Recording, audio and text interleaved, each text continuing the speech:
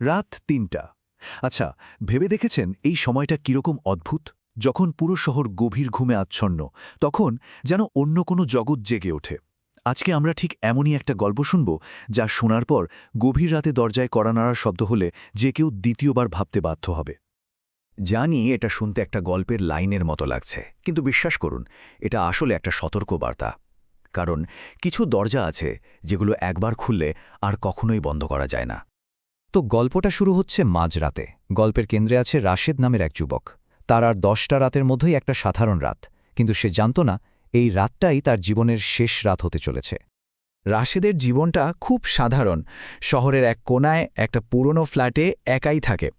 রাত জাগাটা ওর একটা অভ্যাস, মানে আমাদের অনেকের মতোই আর কি। মাঝরাত পর্যন্ত মোবাইলের স্ক্রিনে চোখ রাখা সবকিছুই একদম স্বাভাবিক ছিল, ঠিক সেই মুহূর্তটা আসার আগ পর্যন্ত। এটা ছিল রাশেদের মায়ের বারবার বলে দেয়া একটা সাবধান বাণী। আর জানেন তো, মায়েরা অনেক কিছুই আগে থেকে বুঝতে পারেন, তাই না? এই কথাটা রাশেদের মনে গেঁথেছিল ঠিকই, কিন্তু সে কি করে জানবে যে সেই রাতেই এই কথাটা তার জন্য সবচেয়ে বড় পরীক্ষা হয়ে দাঁড়াবে? ঘড়ির কাঁটার তখন রাত 3:17। চারদিকে শুনশান নীরবতা। হঠাৎ সেই নিস্তব্ধ ফ্ল্যাটটা কাঁপিয়ে দিয়ে বেজে উঠল কলবেলটা, টিংটং। অসময়ের এই শব্দটা যেন একটা অশুভ সংকেত নিয়ে এলো। তো এখন রাশেদের সামনে একটাই প্রশ্ন, সে কি দরজাটা খুলবে নাকি মায়ের উপদেশটা মেনে চলবে? এই একটা মুহূর্তের সিদ্ধান্তই তার ভাগ্য নির্ধারণ করে দেবে। রাশেদের মনেও ঠিক এই প্রশ্নটাই ঘুরপাক খাচ্ছিল। ভাবুন তো একবার, এত রাতে কে আসতে পারে? কোনো বন্ধু, আত্মীয়, নাকি অন্য কেউ? কৌতূহল আর অজানা এক ভয় নিয়ে ও আস্তে আস্তে দরজার দিকে এগিয়ে গেল। দরজার ওই ছোট্ট পিপহোল দিয়ে তাকিয়ে রাশেদের দ্বিধা যেন আরও বেড়ে গেল। বাইরে একজন মেয়ে দাঁড়িয়ে, পরনে ধবধবে সাদা শাড়ি, আর চুলগুলো এমনভাবে মুখের উপর ঝুঁকে আছে যে মুখটা ঠিকমতো দেখাই যাচ্ছে না। দৃশ্যটা যতটা করুণ, তার চেয়েও বেশি রহস্যময়। আর ঠিক তখনই দরজার ওপার থেকে ভেসে এলো একটা আওয়াজ, খুবই আস্তে, কাঁপা কাঁপা গলায়। মেয়েটা শুধু একটু পানি চাইল। তার কণ্ঠস্বরে এমন একটা আরতি ছিল যা শুনলে যে কারো মন গলে যেতে বাধ্য। এক মুহূর্তে রাশেদের মাথায় তার মায়ের সাবধান বাণীটা বিজলির মতো চমকে উঠল, কিন্তু পরক্ষণেই মেয়েটির সেই অসহায় কাপা গলাটা তার মনকে নরম করে দিল। একদিকে সতর্কতা আর অন্যদিকে সহানুভূতি। এই দ্বন্দ্বে শেষ পর্যন্ত সহানুভূতিই জিতে গেল। রাশেদ হাত বাড়াল দরজার লকের দিকে। আর ঠিক এখানেই গল্পটা একটা ভয়ঙ্কর দিকে মোড় নেয়। একটা ছোট্ট মানবিক সিদ্ধান্ত ডেকে আনল এক অকল্পনীয় পরিণতি। রাশেদ দরজাটা সামান্য ফাঁক করল, ব্যাস।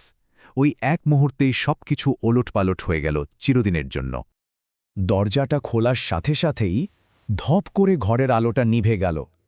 পুরো ফ্ল্যাট ডুবে গেল জমাট বাঁধা অন্ধকারে। শিরদাঁড়া দিয়ে একটা বরফ ঠান্ডা স্রোত বয়ে গেল রাশেদের। আর সেই অন্ধকারের ভেতর থেকে যে কণ্ঠটা ভেসে এলো, সেটা আর আগের সেই অসহায় মেয়ের কণ্ঠ ছিল না। এটা ছিল এক শীতল, অস্বাভাবিক আর গভীর স্বর, যা কোনো মানুষের হতেই পারে না। পরদিন সকালে পুলিশ যখন দরজা ভেঙে ভেতরে ঢুকল, তারা এক ভয়ানক দৃশ্য দেখল। দরজাটা ভেতর থেকেই বন্ধ ছিল, আর রাশেদ, সে তার বিছানায় পড়েছিল, চোখ দুটো খোলা, আতঙ্কে বিস্ফারিত, আর মুখে জমে আছে এক নীরব চিৎকার, যেন শেষ মুহূর্তে সে ভয়ঙ্কর কিছু একটা দেখেছিল। কিন্তু সবচেয়ে ভয়ঙ্কর ছিল দেয়ালের ওই লেখাটা। রক্ত দিয়ে লেখা ছিল মাত্র কয়েকটা শব্দ, যা ছিল সেই রাতের ঘটনার এক নির্মম সারসংক্ষেপ। সহানুভূতি ভালো, কিন্তু বুদ্ধি ছাড়া নয়। কিন্তু প্রশ্ন হল, কেন ঘটল এমনটা? কে ছিল ওই মেয়েটা? এই সব প্রশ্নের উত্তর আসলে লুকিয়েছিল ওই ফ্ল্যাটেরই পুরনো ইতিহাসে। তদন্ত করতে গিয়ে বিল্ডিংয়ের পুরনো কাগজপত্রের ভিতর থেকে একটা নোটিশ পাওয়া গেল, আর সেটাই এই পুরো ঘটনার পেছনের ভয়ঙ্কর সত্যটাকে সামনে নিয়ে এলো। নোটিশে যা লেখা ছিল তা শুনলে গায়ে কাটা দেয়। 5 বছর আগে ঠিক এই ফ্ল্যাটেই এক তৃষ্ণার্থ মেয়ে সাহায্যের জন্য দরজায় কড়া নেড়েছিল, কিন্তু সেদিন কেউ তার জন্য দরজা খোলেনি। মেয়েটি ওই দরজার সামনেই পানি না পেয়ে মারা যায়। রাশেদ আসলে এক অতৃষ্ট আত্মার জন্যই দরজাটা খুলে